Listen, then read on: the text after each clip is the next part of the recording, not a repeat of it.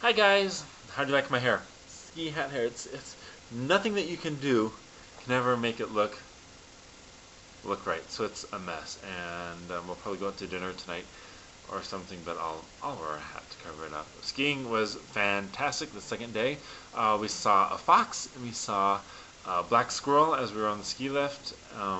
But more about skiing later. Let's get on to the important stuff. Part two of our saga.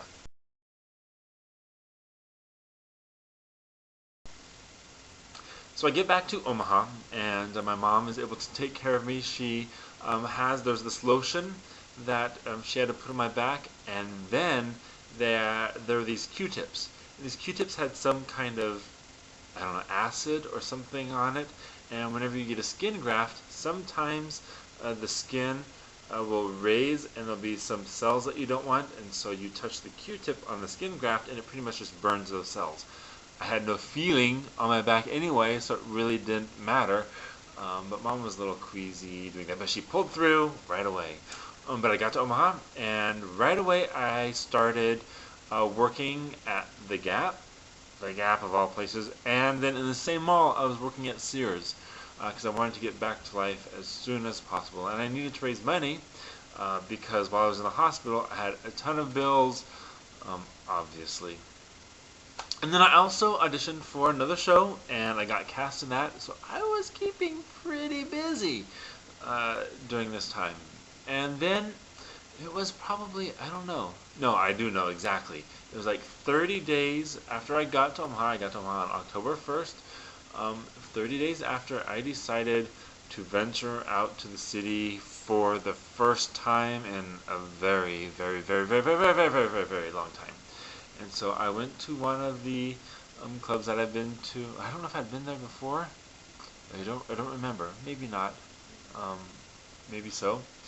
But I went there, and there was this girl there, and we started talking and chatting it up, and we just had a good time. And then she said she had some other friends out in the patio, so she went out to the patio, and I went up to play pinball.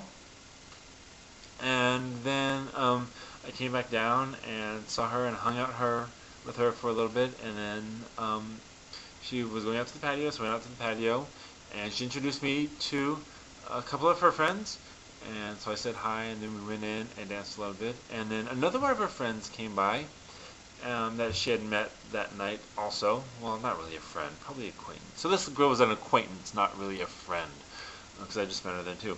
And she says, hi. She goes, hey, how's it going?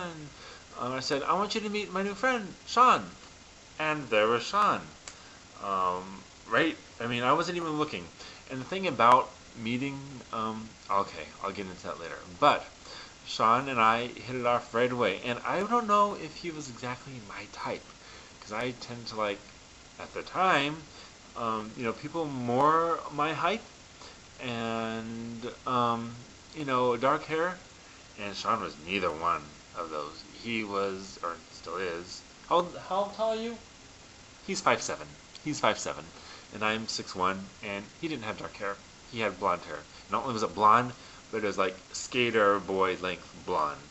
Um, but we hung out and just talked everything. And then after everything closed down, we went back to his place and just talked and talked and talked and talked and talked and talked for like 5 or 6 hours and just talked and talked and talked.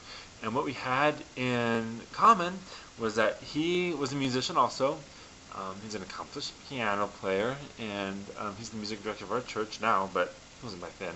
So he was really into music, and he liked broccoli, and I had never met anybody else that liked broccoli because I really like broccoli.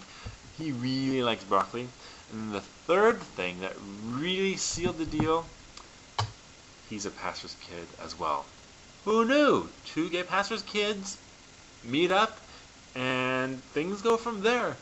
And the thing about it is that I never really wanted to get into a serious relationship because it's very, very hard to find somebody who isn't only gay but has strong Christian beliefs, and so I promised myself that I would never get involved in a long-term relationship because I would never find that person. Actually, Sean is probably, well, he was the very first person that I found that's like that, and then I've met maybe one or two others, but I knew that night that he was the one I wanted to spend my entire life with. Uh, so I met him October 30th, and we hit it off fantastically. And then the next week, he called, and he was a waiter at the time. And so I went to his restaurant and waited for him to get off work. And after he got off work, we hung out, and it was great. And then he got really sick. Another sick story, but not that kind of sick. It was like sore throat, a really bad sore throat infection. And at the time, because of some problems that he was going through, he didn't have anybody else to turn to, and so he for money, and so he couldn't buy his prescription at all. And he so reluctantly, I'd known him maybe a week and a half, 2 weeks. He called me and he's like, I'm so sorry. I have this throat infection, and I'm so sick, and I don't know who else to turn to, and the prescription is $30, and I don't have $30, and I was just so happy that he called me, and he felt so bad. Oh, he felt bad to ask for money, especially after a week and a half. That's not something you usually do. But I went out and we got his prescription, and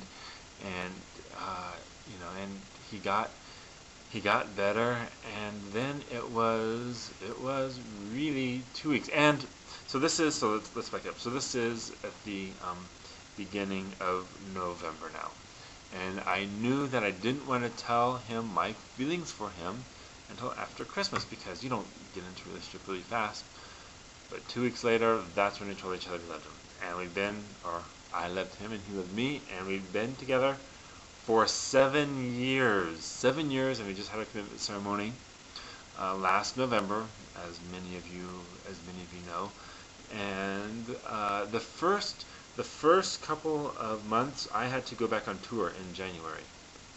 From January to May, I went back on tour for 5 months, and we had just started dating, and that was really hard because we kind of, we called each other all the time, and we fought a lot because once you know somebody for a month, 2 months, and then you're separated, there's a lot of issues that you can't deal with, in person.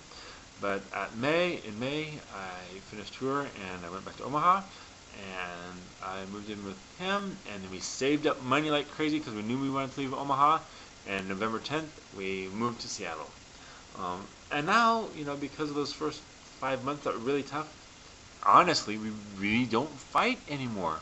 Now we've had our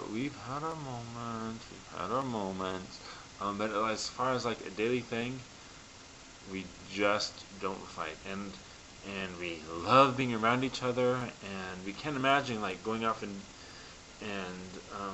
because a lot of couples, they have like their own friends, and we can't imagine doing that. And people say, oh, you should just go off and do stuff by yourself. It's like, but I don't want to. And when you really care for somebody, that's the way it is. So that's where we are, 7 years later and counting. And it's 9:45, and so I've got to close this. So I hope you guys have a great day, and I'm sure we'll talk about this a little more later. But that's the end. Bye.